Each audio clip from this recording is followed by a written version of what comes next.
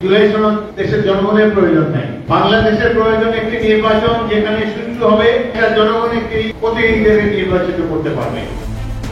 আমাদের জুলাই সনদের প্রয়োজন নেই, প্রয়োজন এমন একটি সংসদ যারা গণতন্ত্রকে বাস্তবায়ন করবে।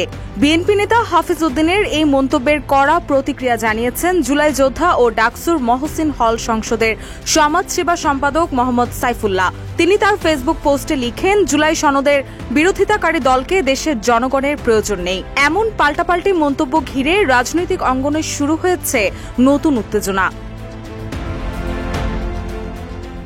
আজ ক্ষমতায় যাওয়ার লোভে একটি ধর্মভিত্তিক রাজনৈতিক দল নির্বাচনকে ঘিরে নানা ষড়যন্ত্র করছে। তাই মুক্তিযুদ্ধের চেতনার বিরুদ্ধে কোনো ষড়যন্ত্র হলে তা প্রতিহত করা হবে। 1 নভেম্বর জাতীয় প্রেস ক্লাবে মুক্তিযোদ্ধা দলের এক আলোচনায় এমন মন্তব্য করেন বিএনপি স্থায়ী কমিটির সদস্য মেজর হাফিজ উদ্দিন। এখন যে কোনো ব্র্যান্ডের পুরাতন এসি বদলে নতুন ওয়ালটন এসিতে উপভোগ করুন 25% ছাড়। বিএনপি নেতার এই বক্তব্যের পাল্টা প্রতিক্রিয়া জানান ডাকসুর মহসিন হল সংসদের সমাজসেবা সম্পাদক মোহাম্মদ সাইফুল্লাহ। নিজের ভেরিফাইড ফেসবুক পোস্টে তিনি লেখেন, জুলাই সনদের বিরোধিতা করে যারা জনগণের বিরুদ্ধে অবস্থান নিচ্ছে তাদের দেশের জনগণও প্রয়োজন মনে করবে না।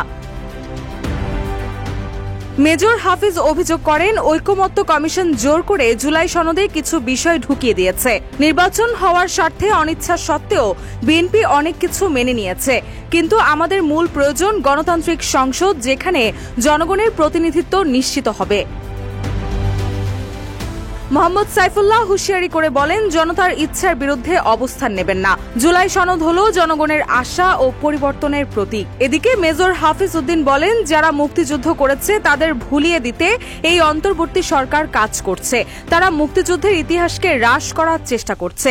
৭১-এর মুক্তিযুদ্ধের ত্যাগ ও তিতিক্ষার বিনিময়ে এসেছে স্বাধীনতা, যা অন্য কোনো আন্দোলনের সঙ্গে তুলনীয় নয়।